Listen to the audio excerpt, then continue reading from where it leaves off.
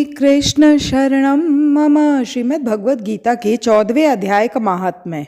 श्री महादेव जी कहते हैं, पार्वती, अब मैं भव बंधन से छुटकारा पाने के साधन भूत 14वें अध्याय का महात्म्य बतलाता हूँ, तुम ध्यान देकर सुनो। सिंगल द्वीप में विक्रम बेताल नामक एक राजा थे जो सिंह के समान पराक्रमी और कलाओं के भंडार थे। एक दिन वे शिकार खेलने के लिए उत्सुक होकर राजकुमारों सहित 2 कुतियों को साथ लिए वन में गए। वहां पहुंचने पर उन्होंने तीव्र गति से भागते हुए खरगोश के पीछे अपनी कुतिया छोड़ दी। उस समय सब प्राणियों के देखते देखते खरगोश इस प्रकार भागने लगा मानो कहीं उड़ गया हो। दौड़ते दौड़ते बहुत थक जाने के कारण वह एक बड़ी खंडक गहरे गड्ढे में गिर पड़ा। गिरने पर भी वह कुतिया के हाथ नहीं आया और उस स्थान पर जा पहुंचा जहां का वातावरण बहुत ही शांत था।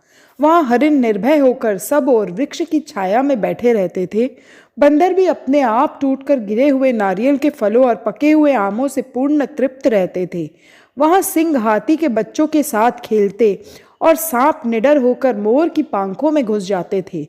उस स्थान पर एक आश्रम के भीतर वत्स नामक मुनि रहते थे जो जितेंद्रिय एवं शांत भाव से निरंतर गीता के 14वें अध्याय का पाठ किया करते थे। आश्रम के पास ही वत्स मुनि के किसी शिष्य ने अपना पैर धोया था। ये भी 14वें अध्याय का पाठ करने वाले थे। उसके जल से वहां की मिट्टी गीली हो गई थी। खरगोश का जीवन कुछ शेष था। वह हांफता हुआ आकर उसी कीचड़ में गिर पड़ा। उसके स्पर्श मात्र से ही खरगोश दिव्य विमान पर बैठकर स्वर्गलोक को चला गया। फिर कुतिया भी उसका पीछा करती हुई आई।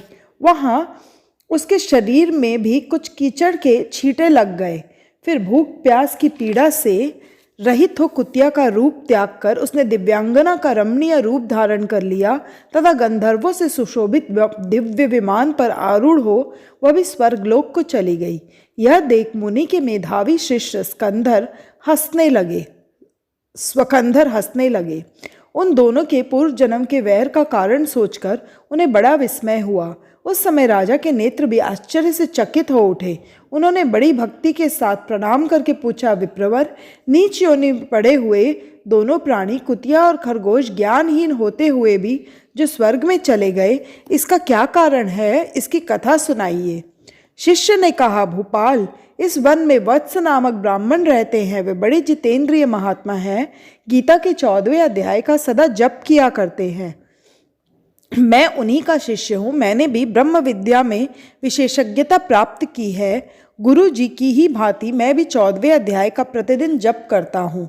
मेरे पैर धोने के जल में लौटने के कारण वह खरगोश कुतिया के साथ ही स्वर्गलोक को प्राप्त हुआ है। अब मैं अपने हंसने का कारण बताता हूँ। महाराष्ट्र में प्रत्युदक नामक महान नगर है। वहाँ केशव नाम का एक ब्राह्मण रहता था जो कपटी मनुष्यों में अग्रगण्य था। उसकी स्त्री का नाम विलोभना था। वह स्वच्छंद विहार करने वाली थी। इससे क्रोध में आकर जन्म भर के वैर को याद करके ब्राह्मण ने अपनी स्त्री का वध कर डाला और उसी पाप से उसको खरगोश की योनि में जन्म मिला। ब्राह्मणी भी अपने पाप के कारण कुतिया हुई। श्री महादेव जी कहते हैं, यह सारी कथा सुनकर श्रद्धालु राजा ने गीता के 14वें अध्याय का पाठ आरंभ कर दिया। इससे उन्हें परम गति की प्राप्ति हुई। ओम श्री परमात्मने नमः। अथ चतुर्थदशोऽध्याय। श्री भगवान उवाच, परं भूय प्रवक्ष्यामि ज्ञानानां ज्ञानमुत्तमं यज्ञात्वा मुनयः सर्वे परां सिद्धिमितो गता। इदं ज्ञानमुपाश्रित्य मम साधर्म्यमागता। सर्गेऽपि नोपजायन्ते प्रलये न व्यथन्ति च। मम योनिर्महद्ब्रह्म तस्मिन् गर्भं दधाम्यहम्। सम्भव सर्वभूतानां ततो भवति भारत। सर्वयोनिषु कौन्तेय मूर्तयः सम्भवन्ति या। तासां ब्रह्म महोद्योनिरहं बीजप्रदप्रीता। सत्वं रजस्तम इति गुणा प्रकृति संभवा निबध्नन्ति महाबाहो देहे देहिनमव्ययम्। तत्र सत्वं निर्मलत्वात् प्रकाशकमनामयम्। सुखसंगेन बध्नाति ज्ञानसंगेन चानघ। रजोरागात्मकं विद्धि तृष्णासंगसमुद्भवम्। तन्निबध्नाति कौन्तेय कर्मसंगेन देहिनम्। तमस्तत्त्वज्ञानजं विद्धि मोहनं सर्वदेहिनां। प्रमादालस्य निद्राभिस्तन्निबध्नाति भारत। सत्वं सुखे सज्जयति रजस्कर्मणि भारत। ज्ञानमावृत्य तु तमः प्रमादे सज्जयत्युत। रजस्तमश्चाभिभूय सत्वं भवति भारत।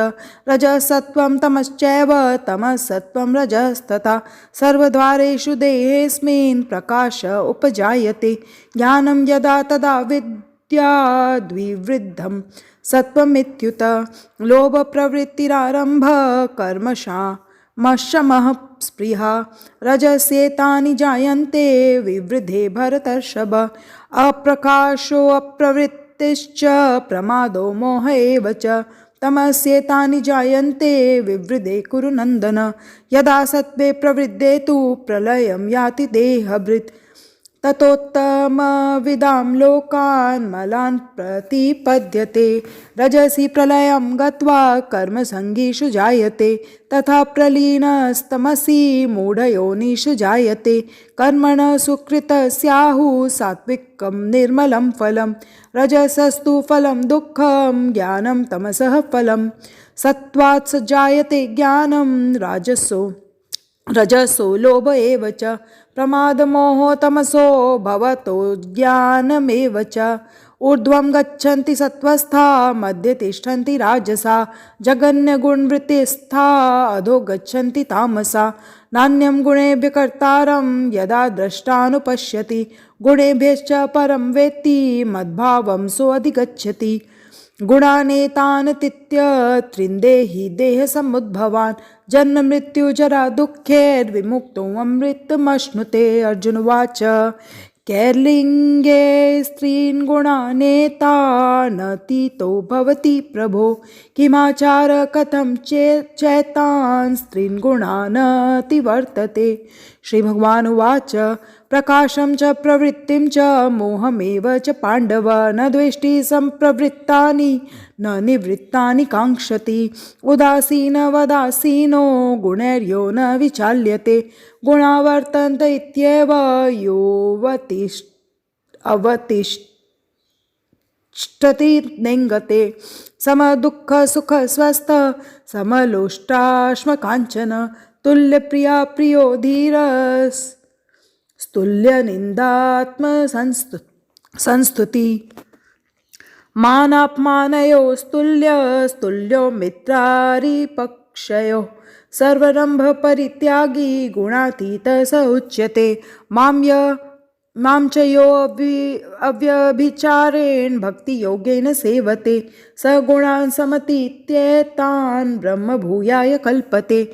ब्रह्मणो हि प्रतिष्ठाहमृतस्याव्ययस्य च। शाश्वतस्य च धर्मस्य सुखसेकान्तिकस्य च। ओम तत्सदिति श्रीमद्भगवद्गीतासु उपनिषत्सु ब्रह्मविद्यायां योगशास्त्रे श्रीकृष्णार्जुन संवादे गुणत्रय विभाग योगो नाम चतुर्दशोऽध्याय।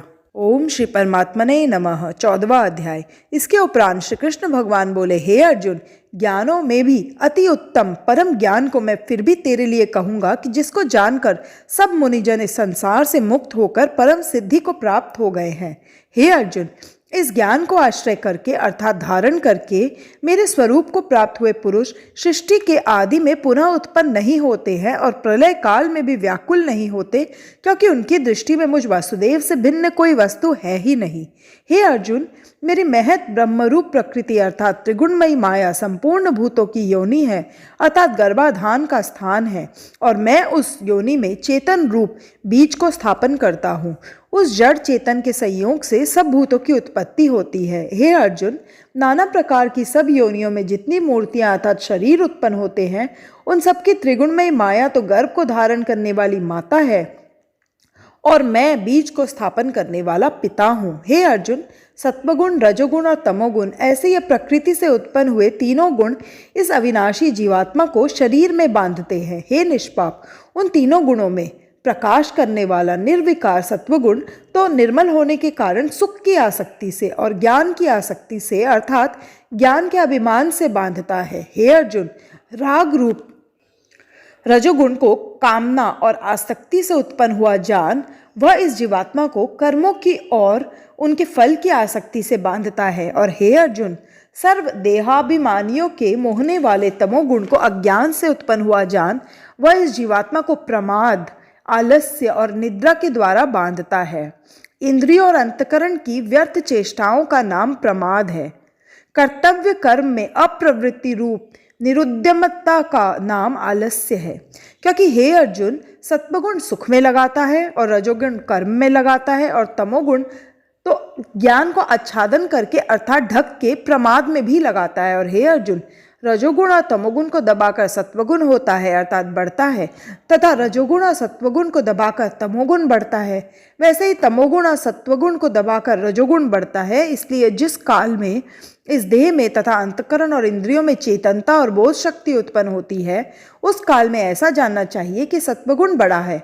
और हे अर्जुन, रजोगुण के बढ़ने पर लोभ और प्रवृत्ति अर्थात सांसारिक चेष्टा तथा सब प्रकार के कर्मों का स्वार्थ बुद्धि से आरंभ एवं अशांति अर्थात मन की चंचलता और विषय भोगों की लालसा, यह सब उत्पन्न होते हैं। तथा हे अर्जुन, तमोगुण के बढ़ने पर अंतकरण और इंद्रियों में अप्रकाश एवं कर्तव्य कर्मों में अप्रवृत्ति और प्रमाद अर्थात व्यर्थ चेष्टा और निद्रादि अंतकरण की मोहिनी वृत्तियां, यह सभी उत्पन्न होते हैं। हे अर्जुन, जब यह जीवात्मा सत्वगुण की वृद्धि में मृत्यु को प्राप्त होता है, तब तो उत्तम कर्म करने वालों के मल रहित अर्थात दिव्य स्वर्गादि लोकों को प्राप्त होता है। रजोगुण के बढ़ने पर अर्थात जिस काल में रजोगुण बढ़ता है, उस काल में मृत्यु को प्राप्त होकर कर्मों की आसक्ति वाले मनुष्यों में उत्पन्न होता है। तथा तमोगुण के बढ़ने पर मरा हुआ पुरुष, कीट, पशु आदि मूढ़ योनियों में उत्पन्न होता है। क्योंकि सात्विक कर्मों का तो सात्विक अर्थात सुख, ज्ञान और वैराग्यादि निर्मल फल कहा है, और राजस कर्म का फल दुख एवं तामस कर्म का फल अज्ञान कहा है। सत्वगुण से ज्ञान उत्पन्न होता है और रजोगुण से निसंदेह लोभ उत्पन्न होता है, तथा तमोगुण से प्रमाद और मोह उत्पन्न होते हैं और अज्ञान भी होता है। इसलिए सत्वगुण में स्थित हुए पुरुष स्वर्गादि उच्च लोकों को जाते हैं और रजोगुण में स्थित राजस पुरुष मध्य में अर्थात मनुष्य लोक में ही रहते हैं, एवं तमोगुण के कार्य रूप निद्रा, प्रमाद और अलस्यादि में स्थित हुए तामस पुरुष अधोगति को अर्थात कीट, पशु आदि नीच योनियों को प्राप्त होते हैं। हे अर्जुन, जिस काल में दृष्टा अर्थात समष्टि चेतन में एक ही भाव से स्थित हुआ साक्षी पुरुष तीनों गुणों के सिवा अन्य किसी को करता नहीं देखता है, अर्थात गुण ही गुणों में बरतते हैं, त्रिगुणमयी माया से उत्पन्न हुए अंतकरण के सहित इंद्रियों का अपने अपने विषयों में विचरना ही गुणों का गुणों में बरतना है, ऐसा देखता है और तीनों गुणों से अति परे सच्चिदानंद घन स्वरूप मुझ परमात्मा को तत्व से जानता है, उस काल में वह पुरुष मेरे स्वरूप को प्राप्त होता है। तथा यह पुरुष इन स्थूल शरीर की उत्पत्ति के कारण तीनों गुणों को उल्लंघन करके जन्म, मृत्यु, वृद्धावस्था और सब प्रकार के दुखों से मुक्त हुआ परमानंद को प्राप्त होता है।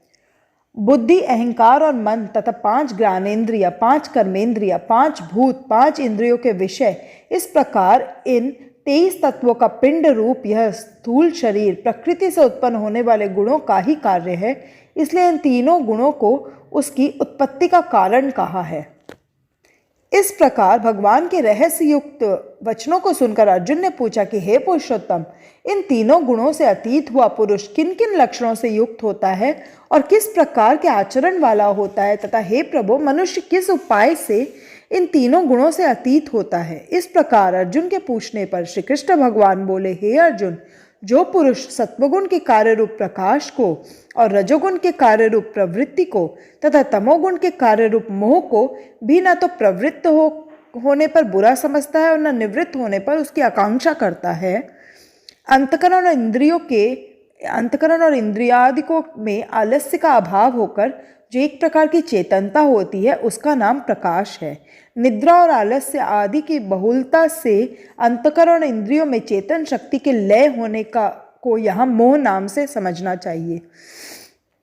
जो पुरुष एक सच्चिदानंद घन परमात्मा में ही नित्य एक ही भाव से स्थित हुआ इस त्रिगुणमयी माया के प्रपंच रूप संसार से सर्वथा अतीत हो गया है, उस गुणातीत पुरुष के अभिमान रहित अंतकरण में तीनों गुणों के कार्य रूप प्रकाश, प्रवृत्ति और मोहादि वृत्तियों के प्रकट होने और न होने पर किसी काल में भी इच्छा, द्वेष आदि विकार नहीं होते हैं। यही उसके गुणों से अतीत होने के प्रधान लक्षण हैं। तथा जो साक्षी के सदृश स्थित हुआ, गुणों के द्वारा विचलित नहीं किया जा सकता और गुण ही गुणों में बरतते हैं, ऐसा समझता हुआ, जो सच्चिदानंद घन परमात्मा में एक ही भाव से स्थित रहता है एवं उस स्थिति से चलायमान नहीं होता है, जो निरंतर आत्मभाव में स्थित हुआ दुख सुख को समान समझने वाला है तथा मिट्टी पत्थर और स्वर्ण में समान भाव वाला और धैर्यवान है, तथा जो प्रिय और अप्रिय को बराबर समझता है और अपनी निंदा स्तुति में भी समान भाव वाला है, तथा जो मान और अपमान में सम है एवं मित्र और वैरी के पक्ष में भी सम है, वह संपूर्ण आरंभों में कर्तापन के अभिमान से रहित हुआ पुरुष गुणातीत कहा जाता है। और जो पुरुष अव्यभिचारी भक्ति रूप योग के द्वारा मेरे को निरंतर भजता है, वह इन तीनों गुणों को अच्छी प्रकार उल्लंघन करके सच्चिदानंद घन ब्रह्म में एक ही भाव होने के लिए योग्य होता है।